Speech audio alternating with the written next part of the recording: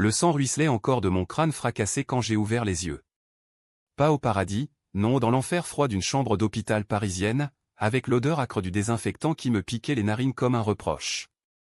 J'étais mort, ou du moins, j'aurais dû l'être, une balle en pleine tempe, tirée par la main tremblante de mon propre frère, dans le salon de notre maison familiale à Montmartre, sous les yeux incrédules de ma femme qui riait nerveusement avant de s'effondrer en larmes feintes.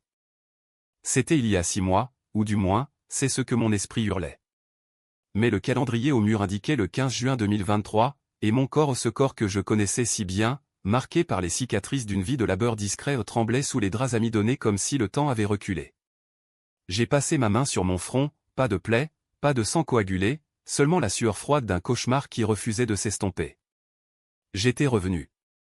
Trincine, comme dans ces romans maudits que je dévorais adolescent, caché sous les couvertures pour échapper aux disputes familiales. Mais ici, à Paris, la ville des lumières qui cache tant d'ombre, ce n'était pas une grâce divine. C'était une malédiction, un billet pour la vengeance. Les médecins ont dit que c'était un miracle neurologique, un coma bref après un accident de voiture que je n'avais même pas vécu encore. Ma femme, Élise, est entrée dans la chambre, ses yeux verts larmoyants, ses lèvres peintes en rouge s'enserrer en un sourire forcé. Mon amour, tu es réveillé. Les enfants étaient si inquiets. Les enfants, nos 2 filles, Camille et Louise, 12 et 10 ans, qui n'existeraient plus dans ma timeline brisée.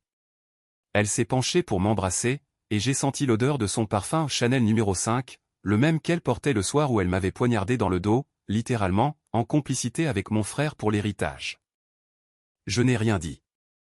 J'ai souri faiblement, comme un homme brisé par un simple accident. Mais intérieurement, les flammes de la rage léchaient déjà mes veines. J'allais les voir tous crever, un par un, avant qu'ils ne me volent toute une seconde fois. Paris, avec ses boulevards haussmanniens et ses secrets enfouis sous les pavés, serait le théâtre de ma revanche. Et cette fois, je tiendrai la plume et le couteau. Les jours suivants furent un tourbillon de mensonges pieux. Élise me racontait notre vie comme si rien n'avait changé, mon poste de comptable chez une banque du 8e arrondissement, nos dîners au café de Flore où elle flirtait avec les serveurs, les factures qui s'empilaient comme des dettes morales. Mais je voyais clair maintenant. Dans ma vie précédente, j'avais tout sacrifié pour eux, renoncé à mes rêves de romancier pour payer les études de mon frère Antoine, couvert les dettes de jeu d'Élise, élevé les filles comme si elles étaient des princesses pendant qu'elles collectionnaient les amants. Et pourquoi? Pour qu'Antoine, ce serpent aux yeux froids, me tire dessus lors d'une dispute familiale fabriquée, invoquant mon instabilité mentale pour s'emparer de l'héritage de notre père, une fortune modeste mais juteuse, issue d'un vignoble en Bordelais que père avait légué uniquement à moi, par gratitude pour ma loyauté. Le secret que j'avais porté comme un boulet, j'avais su, des années avant ma mort, que Camille, notre aînée, n'était pas de moi. Élise avait avoué lors d'une nuit d'ivresse, riant de ma naïveté. C'est à ton frère, chérie. Une petite erreur lors d'une fête à Cannes. Antoine, mon propre sang, avait engrossé ma femme sous mon toit. Et Louise? Dieu seul savait. J'avais avalé la pilule, pour la paix des apparences, pour cette famille française si parfaite en surface, si pourrie en dessous. Mais pas cette fois. Cette fois, je creuserai jusqu'à l'os. Déchargé de l'hôpital après une semaine, je rentrai dans notre appartement haussmannien du 16e, avec ses moulures dorées et ses tapis persans tachés de vin rouge au symbole de nos excès. Élise avait organisé un dîner de retrouvailles, Antoine était là, avec sa femme trophée, une blonde filiforme nommée Sophie, et les filles, rayonnantes en robe à fleurs. À la santé de Paul, lança Antoine, levant son verre de Bordeaux, ses yeux gris pétillant d'une fausse joie. Je trinquai, sentant le vin amer comme du fiel. Sous la table, ma main serrait le manche d'un couteau à steak que j'avais glissé dans ma poche. Pas pour tuer ou pas encore. Pour me rappeler que j'étais armé. La conversation glissa sur l'accident, une collision banale sur le périphérique, Élise au volant, un peu distraite par son téléphone. J'ai eu si peur, murmura-t-elle, posant sa main sur la mienne. Peur? Dans ma mémoire, c'était elle qui avait ralenti exprès ce soir-là, feignant une dispute pour me distraire avant le coup fatal d'Antoine. J'ai hoché la tête, feignant l'amnésie. J'ai oublié tant de choses. Racontez-moi tout.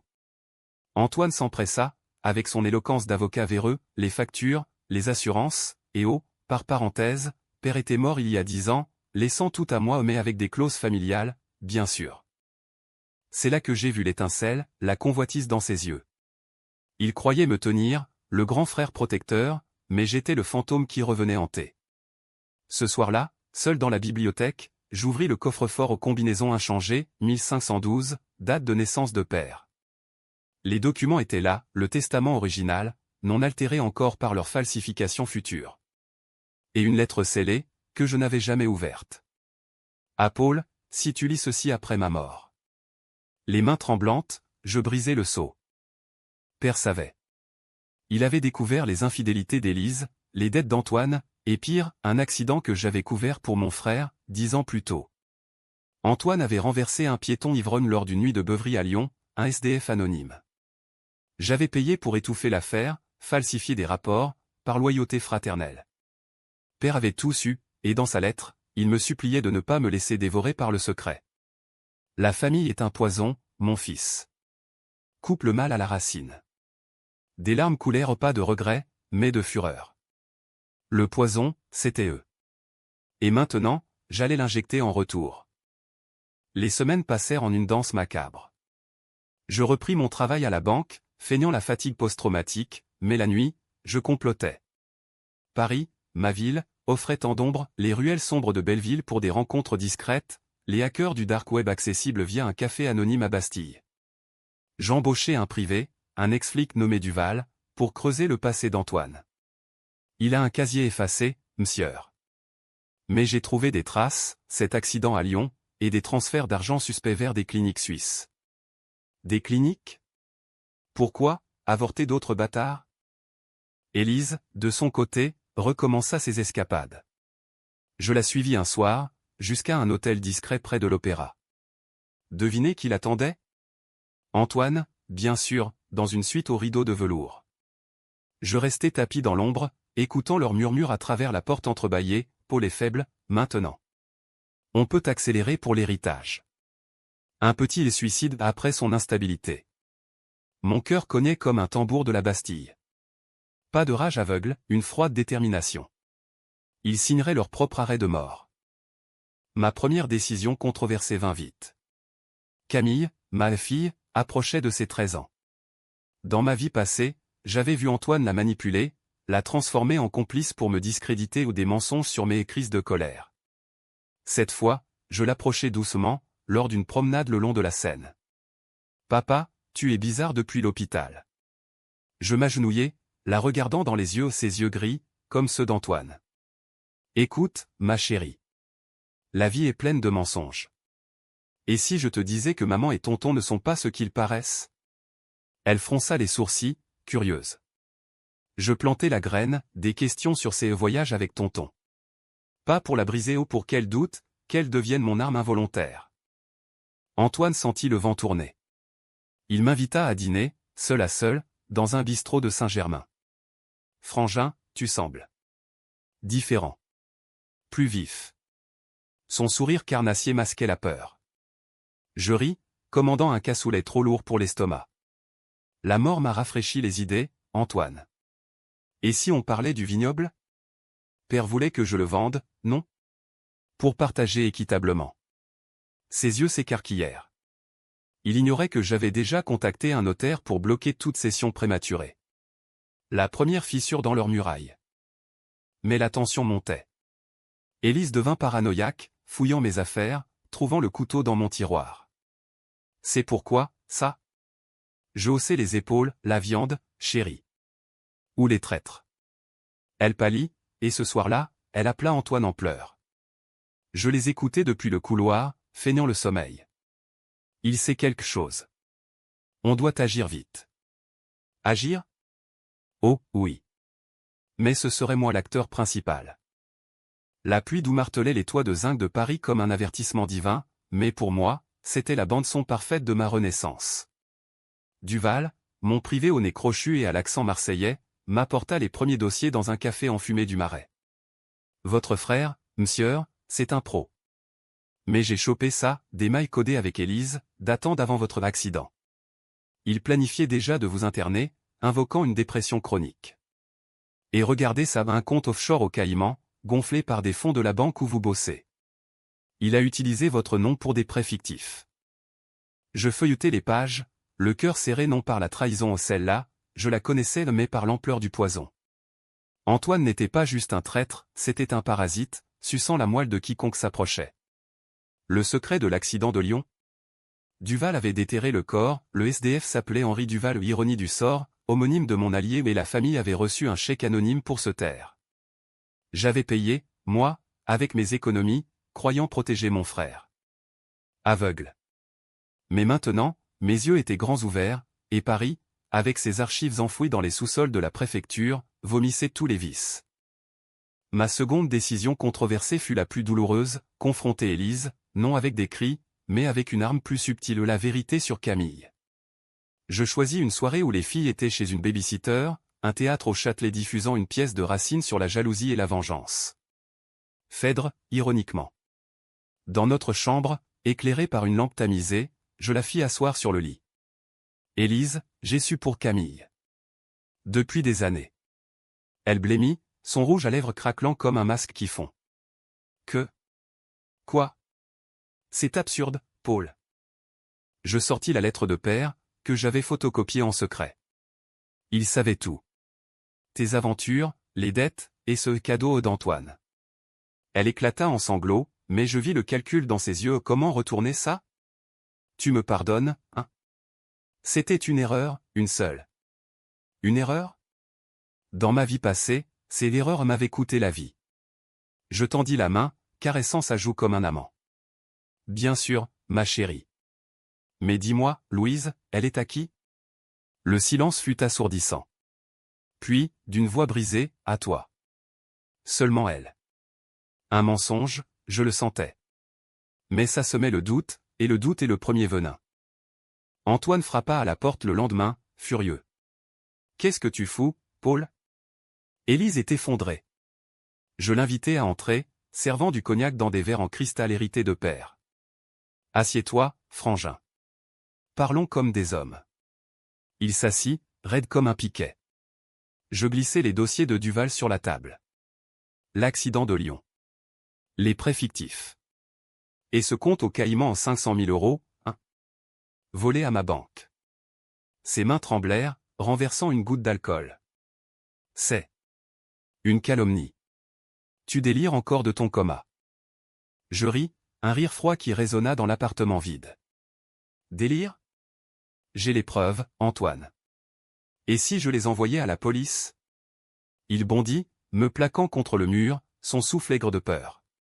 Tu n'oserais pas. Pour la famille? La famille. Ce mot maudit. Je le repoussai doucement, mes yeux plantés dans les siens. La famille t'a sauvé une fois, à Lyon. J'ai payé pour ton silence. Cette fois, c'est toi qui paies. Il recula, blême. Que veux-tu?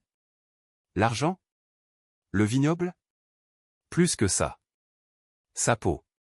Son âme. La tension s'épaissit comme le brouillard sur la Loire.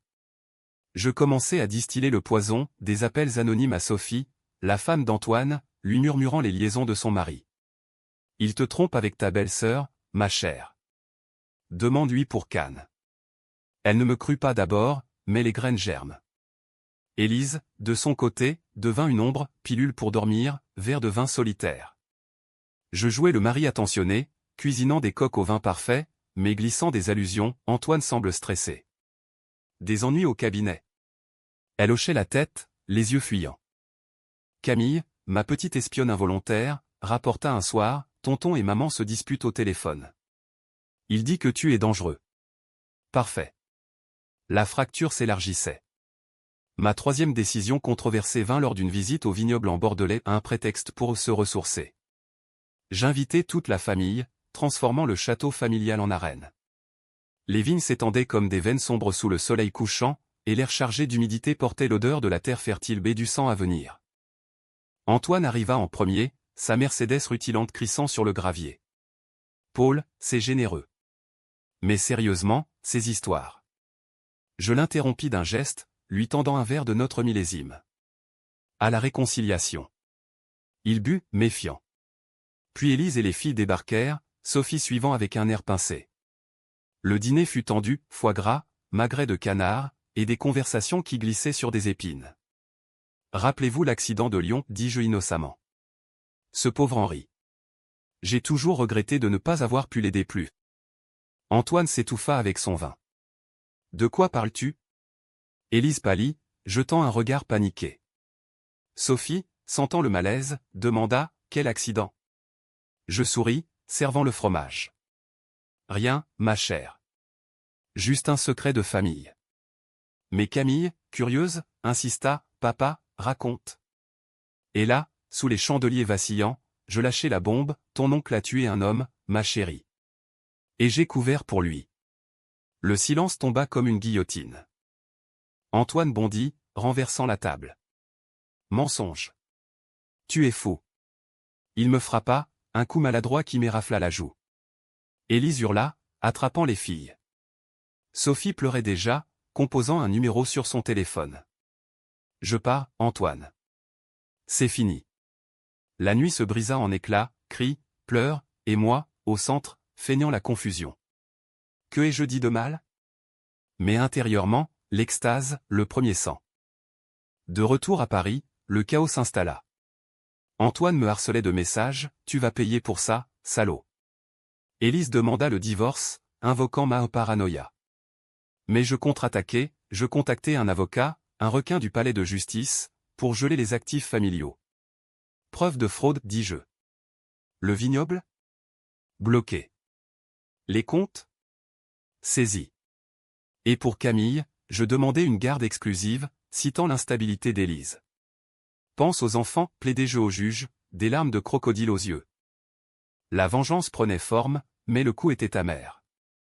Louise, ma Benjamine, me regardait avec peur, papa, pourquoi tout le monde crie? Je la serrai contre moi, murmurant, bientôt, ce sera fini, ma puce.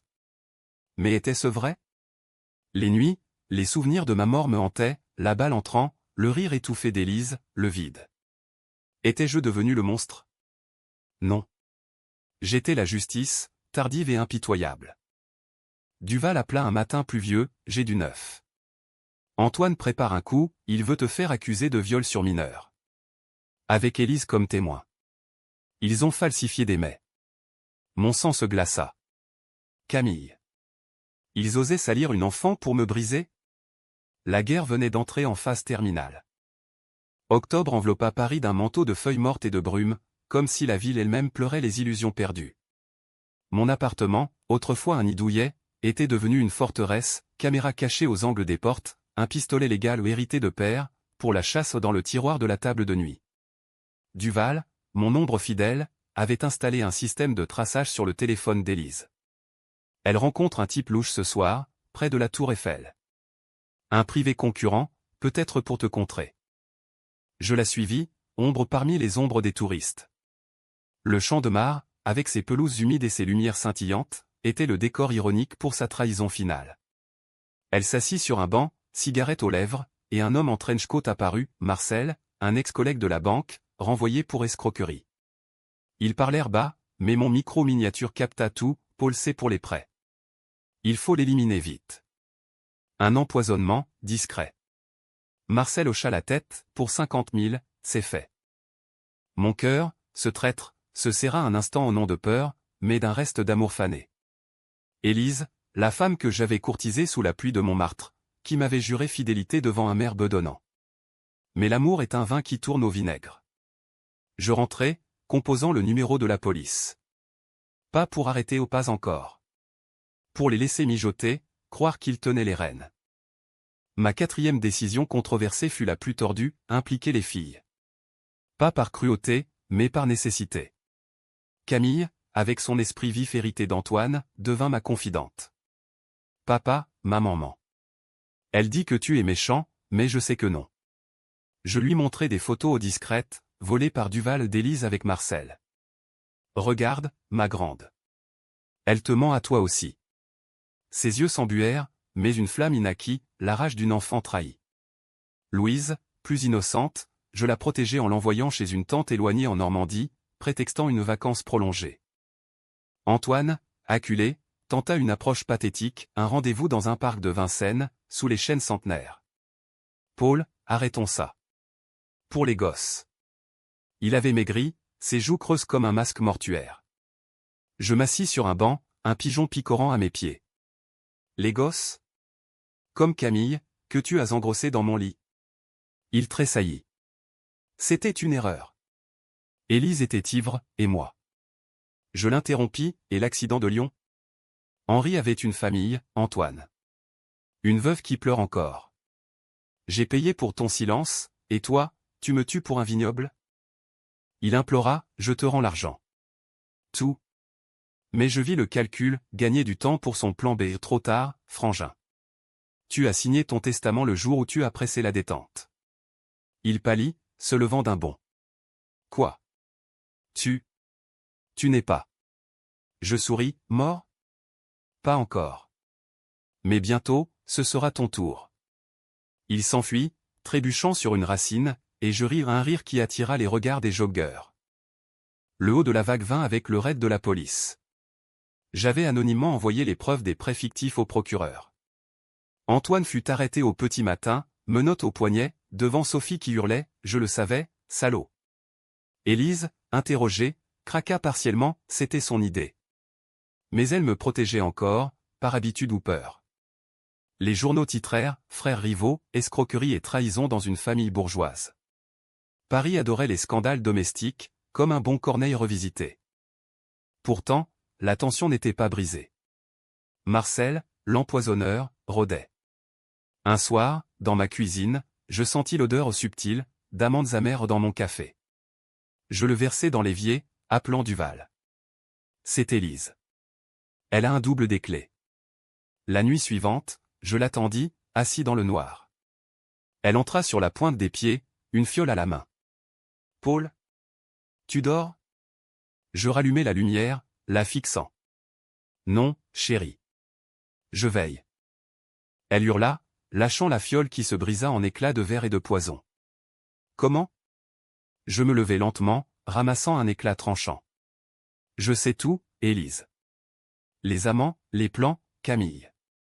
Elle recula contre le mur, larmes coulant. Pitié, Paul. Pour les filles.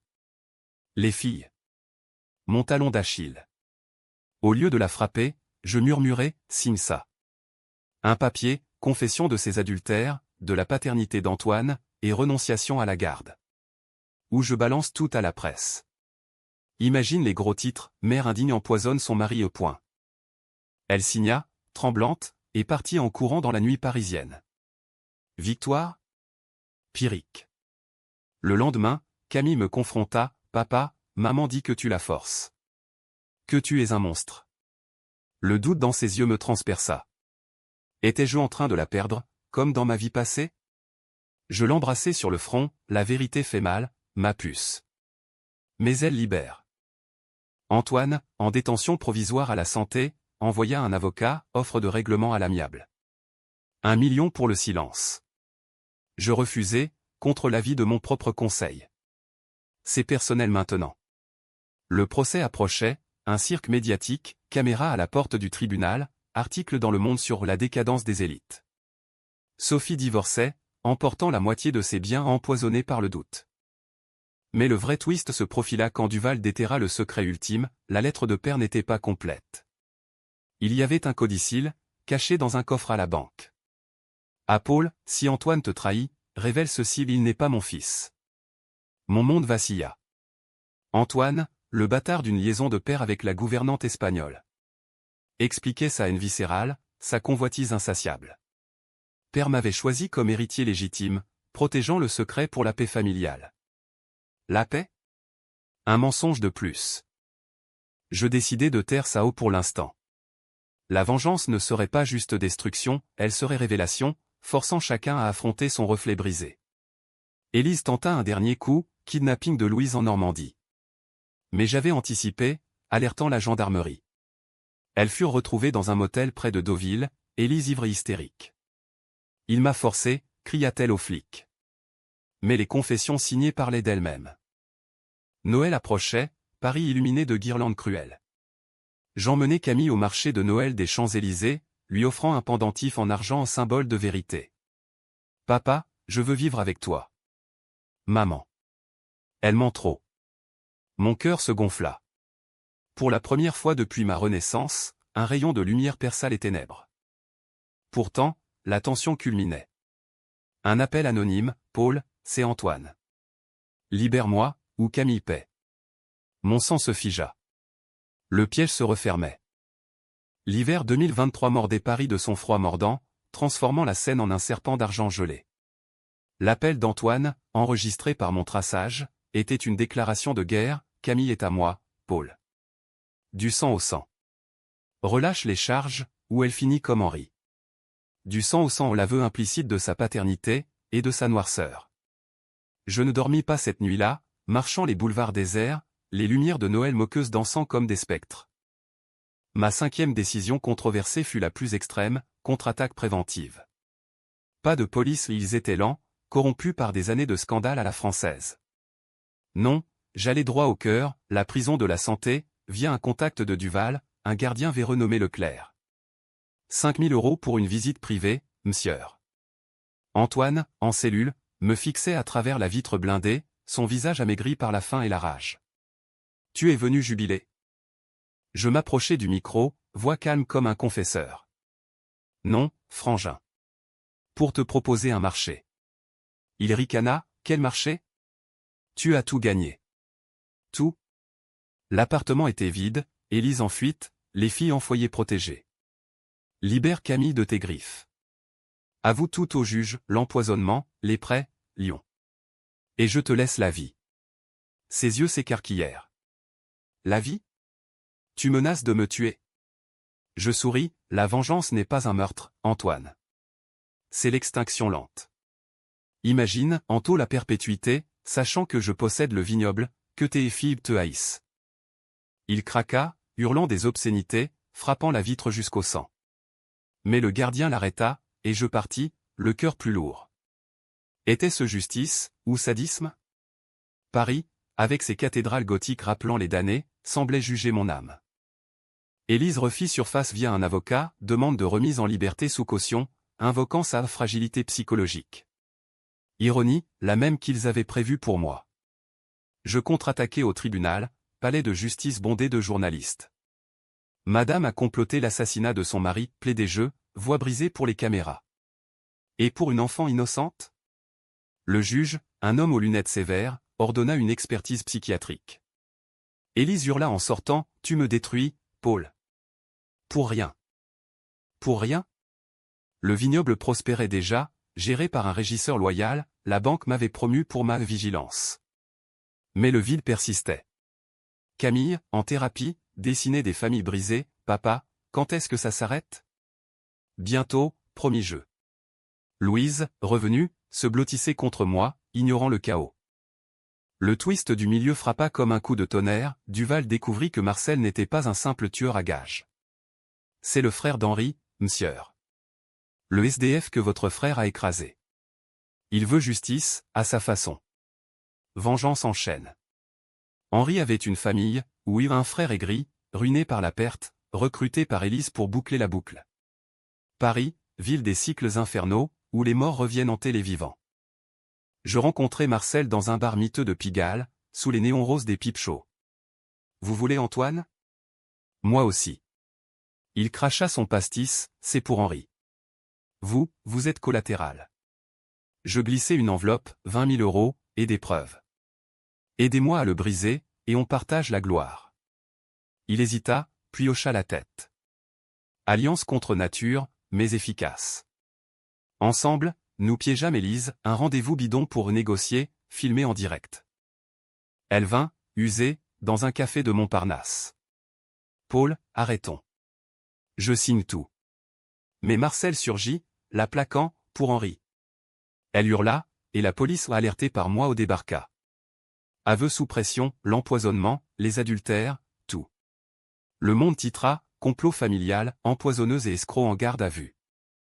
Antoine, apprenant ça en cellule, tenta le suicide, une lame de rasoir improvisée. Échoua, bien sûr, la santé n'est pas clémente. Son avocat me contacta, il veut te voir. Il avoue. Je refusai d'abord, mais la curiosité ou la pitié l'emporta. À travers la vitre, il murmura, tu gagnes, Paul. Mais père. Il n'était pas clean non plus. Le codicille. Il m'a rejeté, sachant que j'étais son fils. Pour toi, le préféré. La révélation le brisa, il sanglota, un homme fini.